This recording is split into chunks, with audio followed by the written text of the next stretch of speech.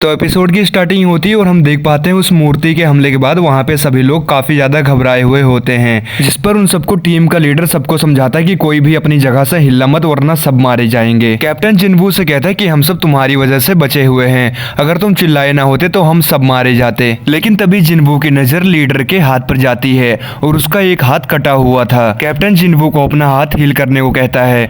वो कहता है कि ये काम तो मुझे जूही को कहना चाहिए था, लेकिन उसकी हालत अभी अच्छी नहीं लग रही है। कैप्टन बताता है कि मैं कई बारी बी रैंक के तहखानों से गुजर चुका हूँ, लेकिन ये वाला मुझे एस रैंक का लग रहा है। तभी कैप्टन को पत्थर पे लिखे हुए नियम याद आते हैं। पहला, गॉड का सम्मान करो, दूसरा उनकी पूजा करो और तीसरा गॉड पर यकीन करो, और जो इन नियमों को नहीं मानेगा वो मारा जाएगा।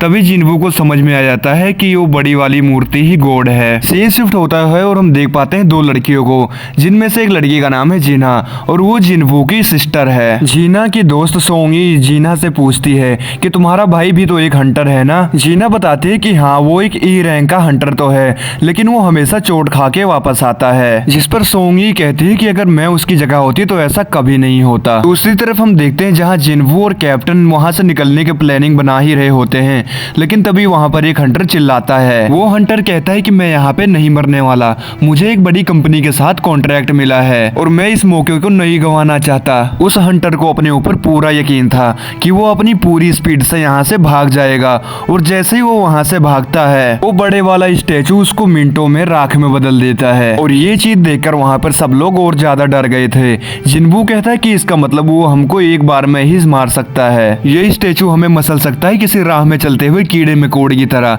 जिन्वू कहता है कि मुझे समझ में नहीं आ रहा कि यह अभी हमें क्यों नहीं मार रहा है। और तभी जिन्वू को उस पत्थर पे लिखे हुए पहले नियम के बारे में याद आता है।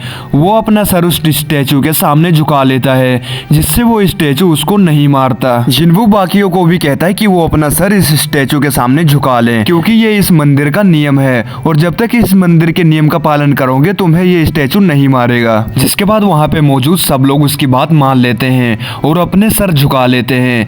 ये देखने के बाद वो स्टैचू खुश हो जाता है। थोड़ी देर तक उसके सामने सर झुकाए रहने तक, उसके बाद ये सब खड़े होते हैं और कहते हैं कि देखो ये हम सबको नहीं मार रहा। जिसके बाद ये सब वहाँ पे काफी खुश होने लगते हैं, लेकिन तभी वो स्टैचू उठ के खड़ा हो जाता है और ये देखकर वो सब बहुत ज्यादा डर जाते हैं। वो स्टैचू एक एक करके सबको कुचलने लगता है। सारे लोग घबराए हुए थे, लेकिन तभी जिन्वू को वहाँ का दूसरा नियम याद आता है, यानी कि गॉड की पूजा करना। तभी उनमें से एक हंटर कहता है कि ये मुझे करने दो, मैंने दुनिया भर की संस्कृति के बारे में पढ़ा हुआ है।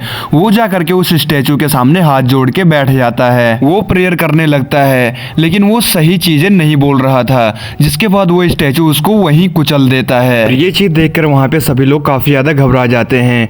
वो सब वहाँ से भागने लगते हैं। पार्क अपने मन में अपनी फैमिली के बारे में सोचने लगता है। वो कहता है कि मैं यहाँ ऐसे नहीं मरना चाहता। पार्क जा करके एक जगह साइड में खड़ा हो जाता है, लेकिन उसके पीछे रखा स्टैचू उसको बीच में से काट देता है। दूसरी तरफ जिन्वू सोच रहा होता है कि देवता की तारीफ आखिर करूँ कैसे, ये तो एक शैतान है। वो कहता है कि मैं यहाँ पे कमजोर नहीं पड़ सकता, क्योंकि मेरे ऊपर जूही की भी जिम्मेवारी है। वो वहाँ पे रखी सभी मूर्तियों को देखता है। सबके हाथों में अलग अलग तरीके के हथियार थे। उनमें से सबसे अलग मूर्तियां जिनके हाथों में म्यूजिक से रिलेटेड सामान थे। जिन्वू सबको कहता है कि सब उन मूर्तियों के पास जाओ जिनके पास म्यूजिक से रिलेटेड सामान है। कैप्टन जिन्वू की बात मान लेता है और वो मूर्ति के पास चला जाता है। उस मूर्ति के पास वाला इंस्ट्रूमेंट बजने लगता है, जिसके बाद सारे एक एक इंस्ट्रूमेंट वाली मूर्ति के पास जाके खड़े हो जाते हैं। जिन्वू चूहे को लेकर एक ड्रम वाले इंस्ट्रूमेंट के नीचे खड़ा हो जाता है, लेकिन वो मूर्ति कोई भी रिएक्शन नहीं देता।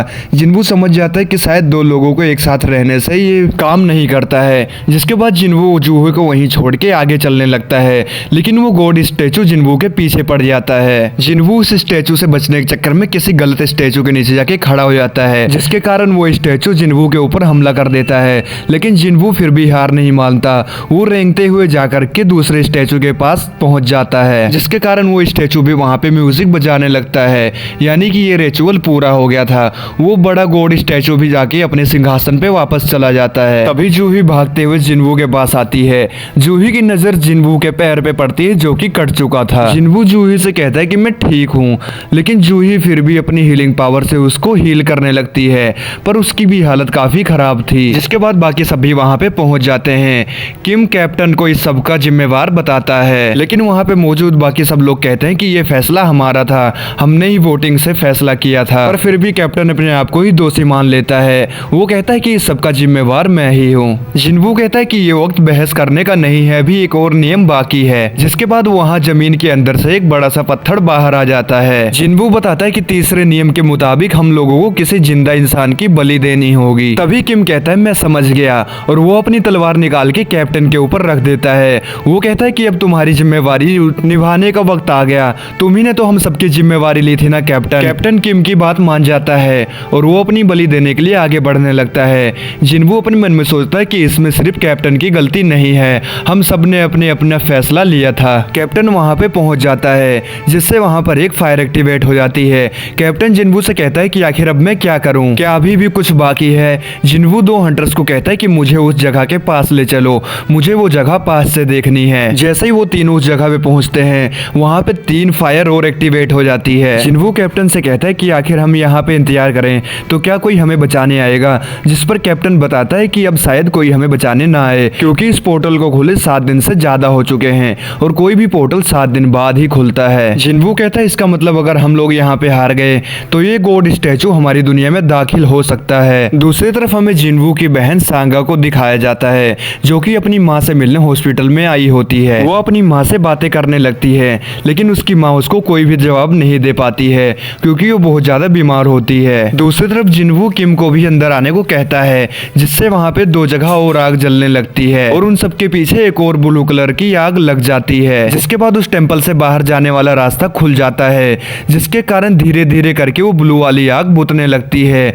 और वहाँ पे रखे सारे स्टेचू आगे बढ़ने लगते हैं। बाकी सब उन मूर्तियों को अपनी तरफ आता हुआ देख घबरा जाते हैं। तभी जिन्वू एक मूर्ति की तरफ देखता है, जिससे वो मूर्ति वहीं पे रुक जाती है। वो बाकियों से भी कहता है कि इनसे घबराने की कोई जरूरत नहीं है, सब कोई अपनी नजरें इन मूर्तियों के ऊपर रखो। जिसके बाद वहाँ पे मौजूद सब लोग ऐसा ही करते हैं, लेकिन उनमें से एक गर्ल हंटर काफी ज्यादा घबरा जाती है और वो वहाँ से सही सलामत भाग जाती है, जिसके कारण वहाँ पे वो गेट आधा बंद हो जाता है। जिसके बाद जिन्वू सोचने लगता है कि आखिर क्या ये दरवाजा एक जाल है या यहाँ से सही में निकला जा सकता है, लेकिन शायद इस नियम से गॉड उनकी वफादारी चेक कर रहा है। जिसके बाद वहाँ पर एक और हंटर जिन्वू को छोड़ के भाग जाता है। जिन्वू सबसे चिल्लाते हुए कहता है कि कोई भी यहाँ से नहीं भागना, अगर कोई यहाँ से भागा तो हो सकता है सब कुछ खराब हो जाए। जिन्वू बताता है कि शायद ये ब्लू फ्लेम एक टाइमर की तरह है और इनके बुझने के बाद शायद हम लोग बाहर जा सकें। किम कहता है कि शायद ऐसा हो कि इनके बुझने के बाद हम सब यहाँ पर कैद हो जाएं, और मैंने तुम जैसे कमजोर इंसान से ऐसी उम्मीद बिल्कुल भी नहीं की थी। वो जिन्वू से कहता है कि अगर हम लोग यहाँ पर जिंदा हैं तो उसकी वजह सिर्फ तुम हो। वो जिन्वू को शुक्रिया बोलता है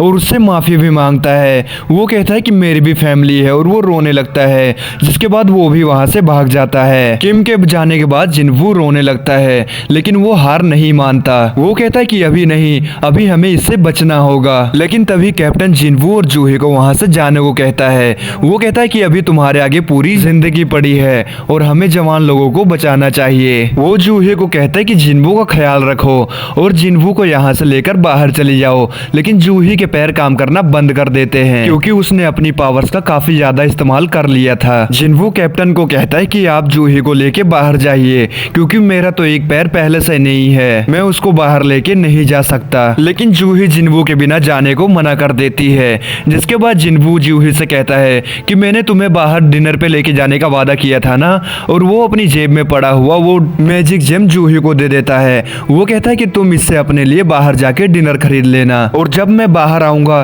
तो बाकी के बचे हुए पैसे मैं तुमसे ले लूंगा। जूही कुछ बोलते उसके पहले ही कैप्टन उसको मार के बेहोश कर देता है और उसको वहां से लेके बाहर निकल जाता है। अब जिन्वू वहां पे अकेला ही मरने वाला था। वो वहां पे पड़ी हुई एक तलवार उठा लेता है, लेकिन उस तलवार से जिन्वू उन बड़े बड़े स्टेचूज का कुछ भी नहीं उखाड़ पाता है, और वो स्टेचू अपनी तलवार से जिन्वू को इधर उधर उठा के पटकने लगते हैं, जिससे जिन्वू का एक हाथ भी कट जाता है। अब जिन्वू वहां पे रोते हुए कहने लगता है कि मैंने खुद को ताकतवर बनाने की कोशिश की, लेकिन मैं खुद को नहीं बदल सका, जिसके बावजूद भी मैं यहाँ तक पहुँच गया, और बाकी सब तो खुद की खुदगर्जी समझ रहे थे। वो सब अपनी फैमिली का बहाना लगा के रो के वहाँ से निकल गए, लेकिन जिन्वू की भी एक फैमिली है, और अब जिन्वू वहाँ पर अकेला ही मरने वाला है। जिसके बाद जिन्वू को उस बलि वाली जगह पर लेकर जाया जाता है। अब जिन्वू के अंदर बिल्कुल भी जान नहीं बची थी। जिसके बाद वो बड़ी वाली स्टेचू एक तलवार उठाती है, लेकिन जिन्वू वहाँ पे नहीं मरना चाहता था।